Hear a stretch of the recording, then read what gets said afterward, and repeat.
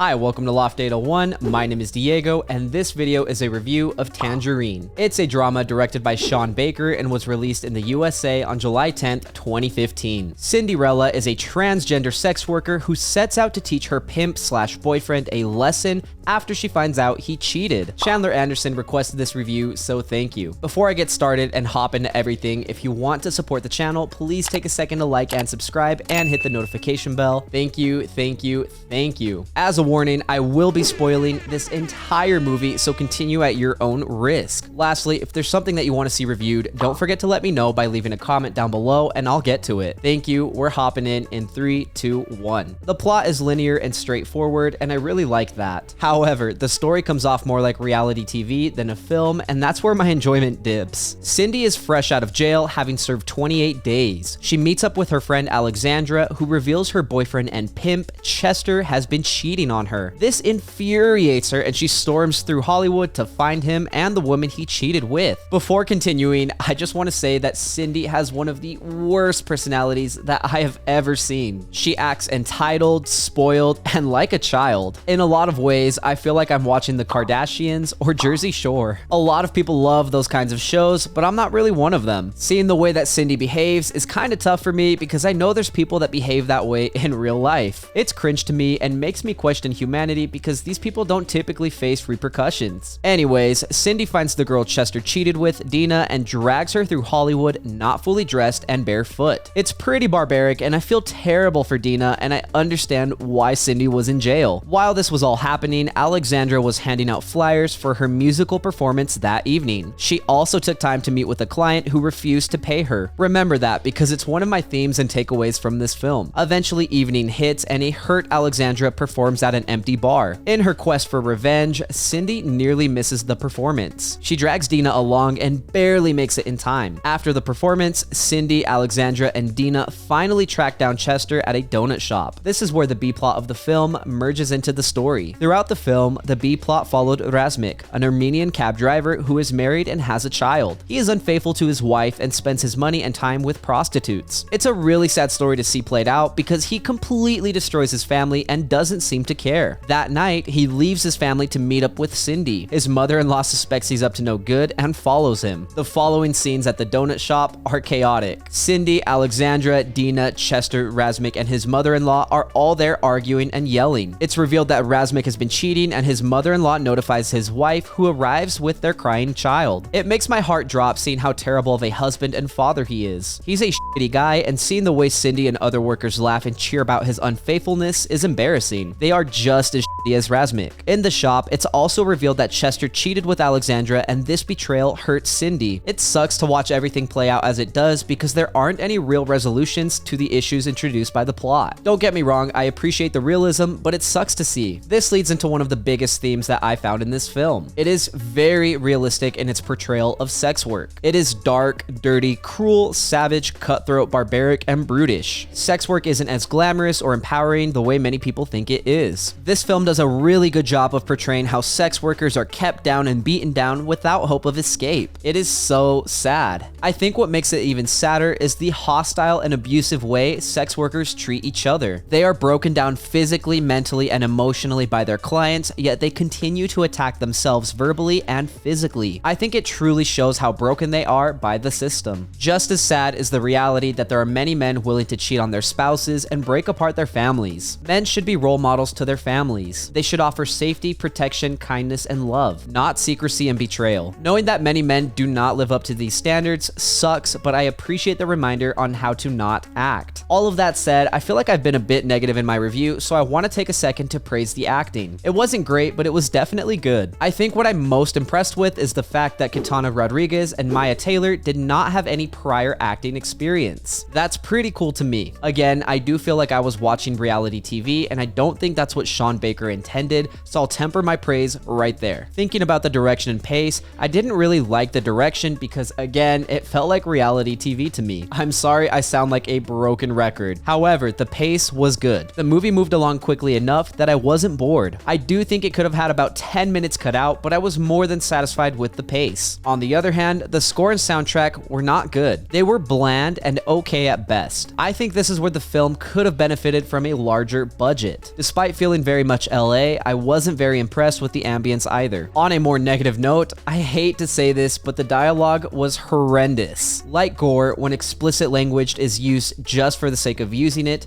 it's a distraction. The language in this movie is nasty and doesn't quite feel natural. It feels like it's all for show and flair. Also, it portrays the characters as dumb. When half of your lines are swear words, it sounds like you have a limited vocabulary. You're a terrible communicator and can't effectively convey your emotions. However, in the middle of the filthy dialogue, there was one line that stood out to me. LA is a beautifully wrapped lie. I genuinely believe this is the only meaningful line in the film because it's true. LA is marketed as a city of opportunity and fame, but that's all surface level. If we consider statistics, LA has one of the highest poverty rates in the nation. Before I go too far down that tangent, let's talk about the cinematography. I thought it was okay. I think the crew did a good job given what they were working with. The entire movie was filmed using 3 iPhone 5S smartphones, which is very impressive. This helped keep production costs low, but it's noticeable. Again, I think a higher budget could have helped the film here. The $100,000 budget helped this film get far, but I think additional funding could have helped it go further. Overall, I thought Tangerine was a mid film. The plot was interesting enough, but I didn't like the direction and tone of the film. Honestly, I didn't really feel like I was watching a movie, but rather reality TV. However, I did enjoy the themes in this film and the realistic depiction of sex work. I enjoyed the themes in this film and the realistic depiction of life as a sex worker, but I found myself constantly distracted and annoyed with the dialogue. It was nasty and excessive and made the actors and characters look silly. On top of that, I didn't think the score and soundtrack were good. They didn't convey any emotions in me or enhance the story. There's only one thing that helped me rate this movie as mid and not bad. I have a soft spot for underdogs. I was impressed with everything Sean Baker accomplished with a budget of $100,000. He filmed on iPhones and hired actors with no experience. I think that's cool and I respect how he bootstrapped everything. As a result, I gave this movie a 4.3 out of 10. That said, it's not a movie I would recommend watching unless you like reality TV. At least I certainly won't be watching it again. Thank you for listening to my review of Tangerine. Chandler, huge thank you to you for your request. I'm sorry I didn't enjoy this film as much as A Girl Walks Home Alone at Night,